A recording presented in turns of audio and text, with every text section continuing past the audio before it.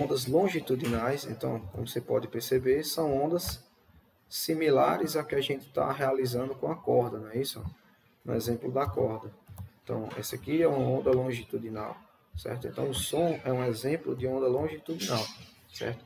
Originadas de vibrações de corpos materiais. Então, você necessita que algum corpo material ele seja vibrado, certo? Então, lâminas, membranas, cordas, entendeu? E essas ondas elas se propagam pela vibração de partículas, os átomos ou moléculas. Ela pode se propagar no ar ou em outro meio material, tá ok? Então, uma onda sonora, pessoal, uma onda sonora, ela pode se propagar tanto em meio material, meio sólido, como ela pode se propagar no meio gasoso, como ela pode se propagar no meio líquido. Contudo, a velocidade, né, a velocidade dessa onda, a velocidade dessa onda, ela vai sofrer variações conforme a região que ela esteja se propagando, tá bom?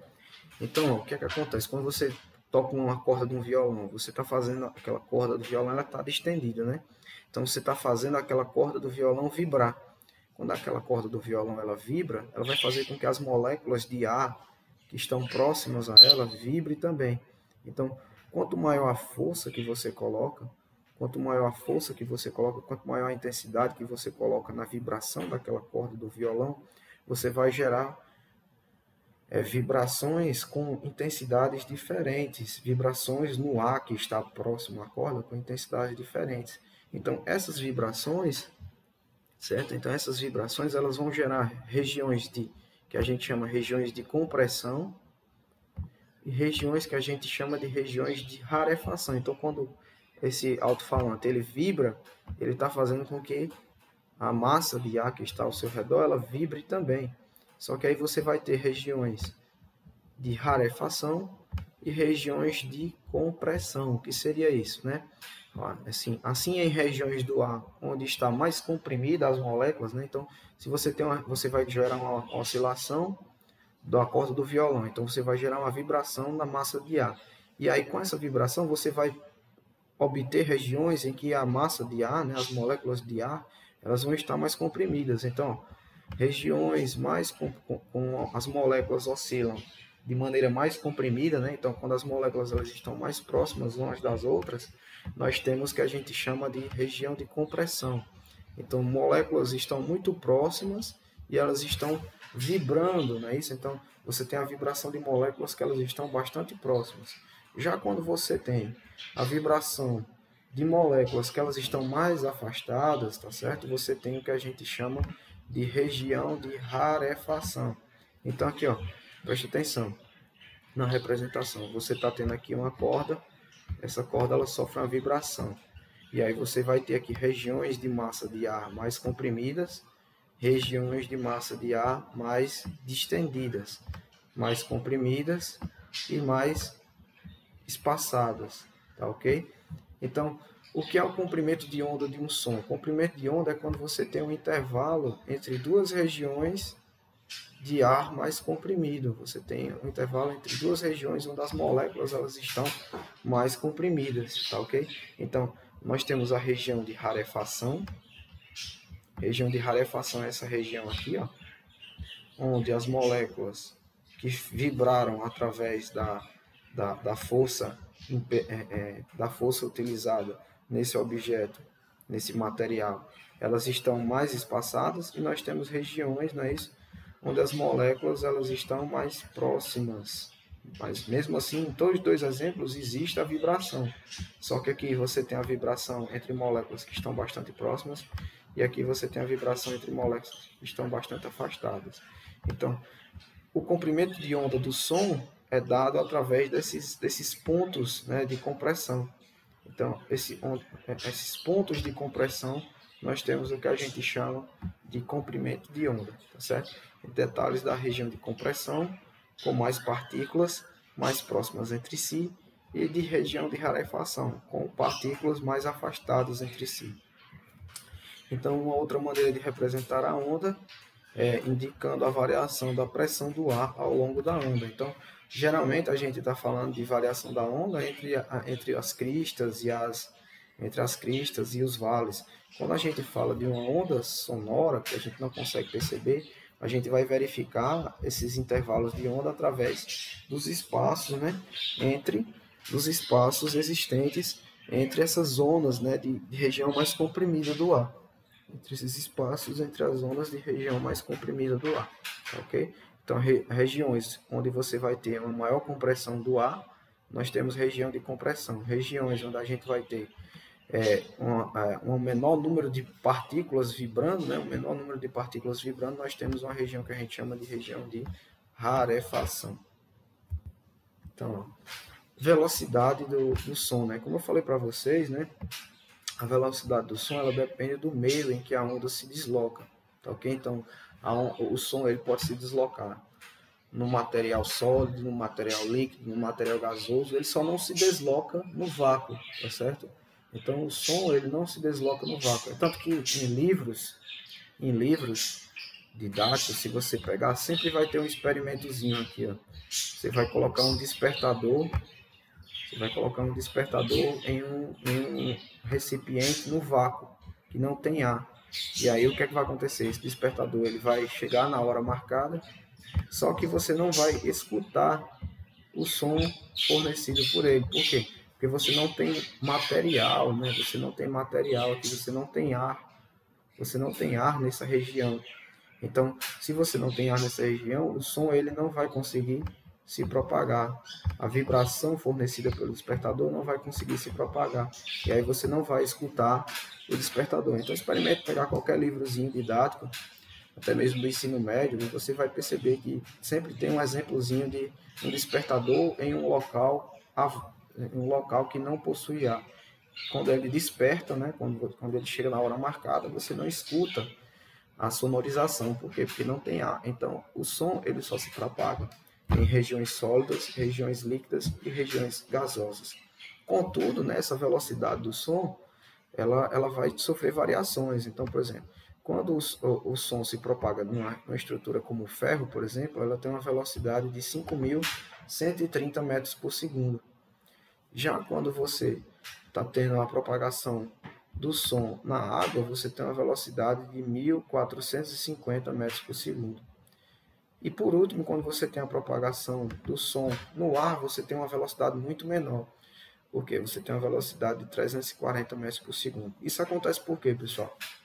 Vocês sabem que, dependendo do estado da matéria, né, as moléculas elas vão estar mais comprimidas ou mais afastadas. Então, por exemplo, no estado sólido, as moléculas elas vão estar mais comprimidas. Então, é mais fácil para que a frequência ela atinja as moléculas. As moléculas elas estão mais próximas. Então, a frequência ela vai atingir as moléculas com uma facilidade maior.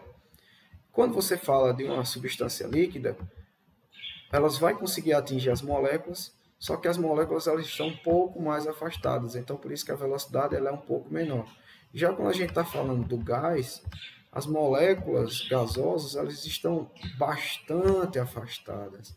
Então, por isso que uma vibração sonora ela tem uma velocidade menor em regiões gasosas. Por quê?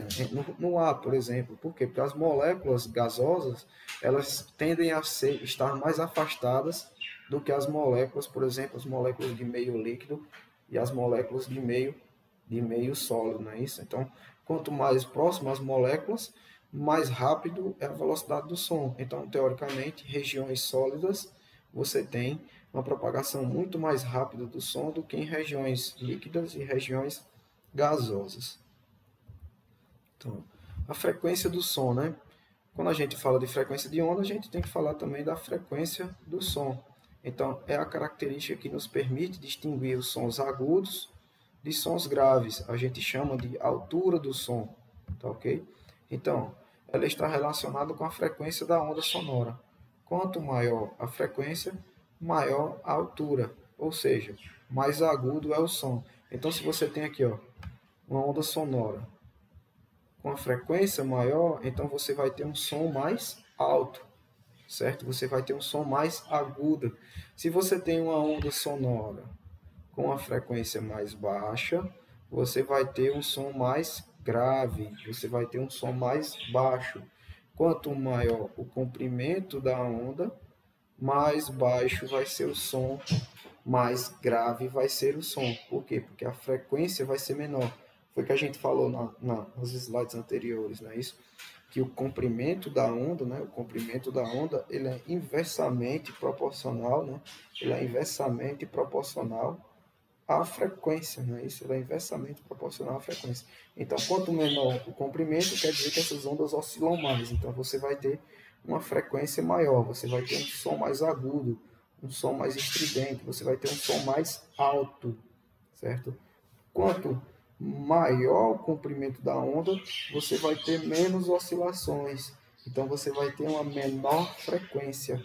Você vai ter uma menor frequência, consequentemente você vai ter um som mais grave, não é isso? Você vai ter um som mais baixo comparado ao exemplo anterior, tá certo? Então a frequência do som nada mais é do que a frequência de uma onda normal, não é isso? A frequência nada mais é do que o número de oscilações completas, né? Como é que diz? A frequência do som nada mais é do que a frequência normal de uma onda. O que é a frequência de uma onda? É o número de oscilações completas que uma onda consegue realizar em um determinado espaço de tempo. Então, se você pegar um determinado espaço de tempo aqui, não é isso? Você vai perceber que nesse primeiro exemplo a onda ela consegue realizar um comprimento completo, né? Ela consegue realizar uma oscilação completa. Já nessa aqui não. Já nessa aqui não. Ela quase consegue realizar uma oscilação completa. E nesse outro aqui, no mesmo período de tempo, ela anda longe de realizar uma oscilação completa, tá certo? Ela anda longe de realizar uma oscilação completa. Então, mesmo no período de tempo aqui, nesses três exemplos, você percebe que a frequência ela é maior no primeiro exemplo, um pouco menor no segundo exemplo e muito menor no terceiro exemplo. Porque, ó, nesse período de tempo aqui, ó, digamos que seja, já que a gente está falando de onda sonora, digamos que seja milissegundos. 1 milissegundo, não é isso? 1 milissegundo. Aqui nesse primeiro exemplo, em 1 milissegundo nós temos uma oscilação completa. Distância de um vale, distância de uma crista para uma crista, por exemplo. Já nesse segundo exemplo, nós não temos uma oscilação completa. Nós temos aqui a distância de uma crista para o início da distância de uma outra crista. A outra crista ela vai estar bem aqui, ó. Então, o comprimento de onda desse segundo exemplo é bem maior. Se o comprimento de onda é bem maior, a frequência ela é menor, tá ok? Nesse terceiro exemplo, aí é que está longe mesmo, porque ó, você não está tendo nem perto de uma oscilação completa. Por quê? Porque o comprimento de onda desse terceiro exemplo é bem maior, o comprimento de onda é bem maior. Consequentemente, a frequência é bem menor, tá ok? Então, a frequência do som é o que dá a altura do som. Quanto maior a frequência, mais alto, mais agudo é o som. Quanto menor a frequência, mais baixo, mais grave é o som. Tá ok?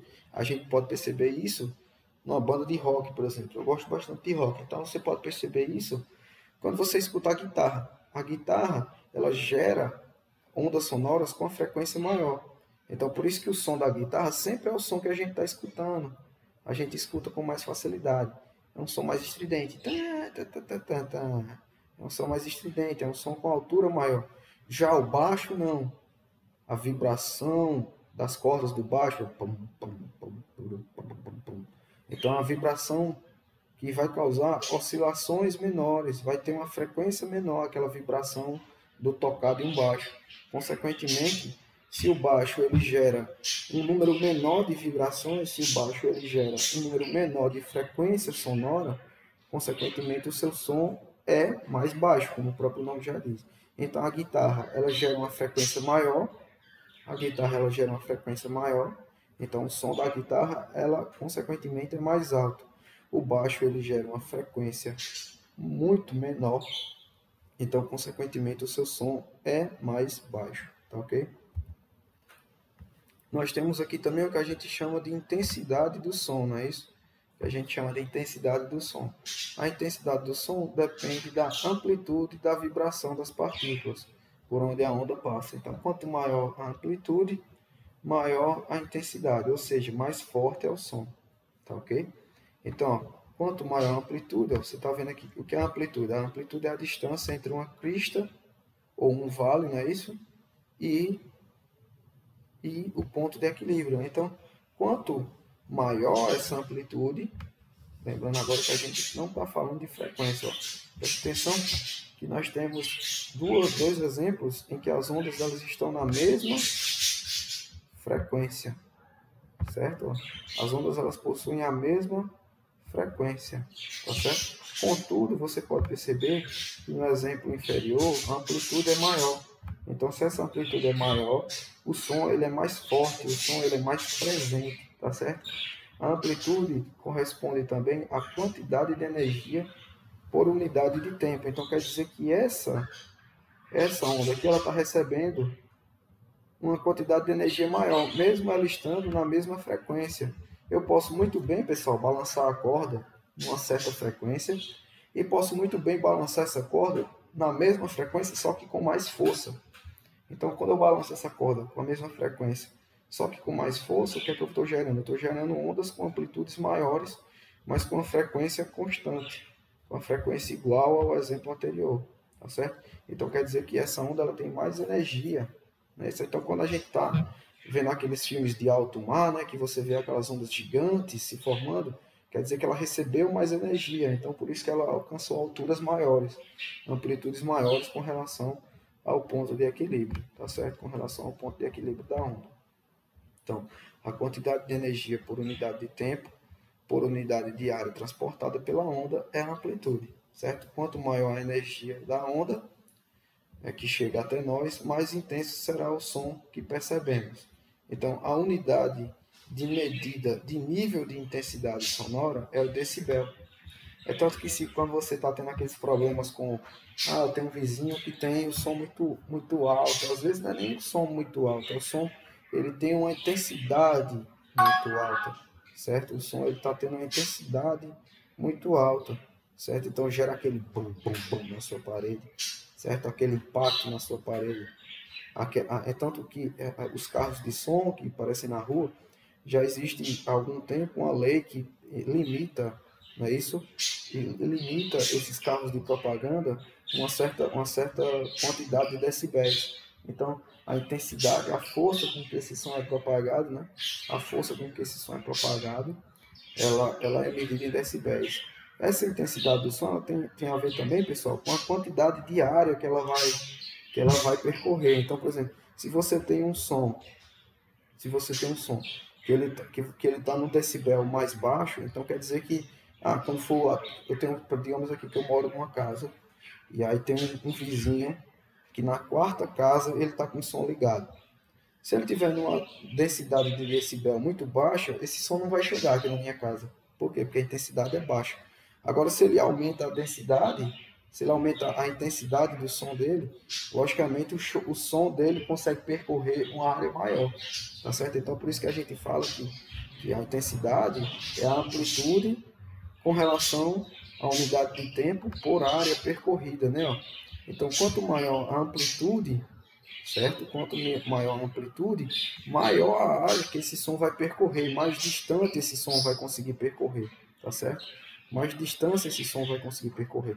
Então, por exemplo, tem um vizinho que na quinta casa ele ligou o som com a intensidade muito alta, então eu vou conseguir escutar daqui.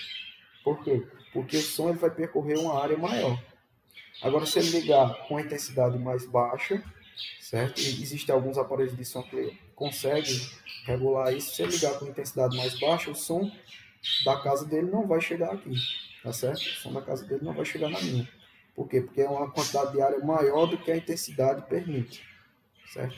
Então, a unidade de medida de intensidade sonora é o decibel. Então, o decibel, como a gente já falou, no caso dos hertz, ele é uma variação do bel, né? Um submúltiplo de uma outra unidade de medida que é o bel.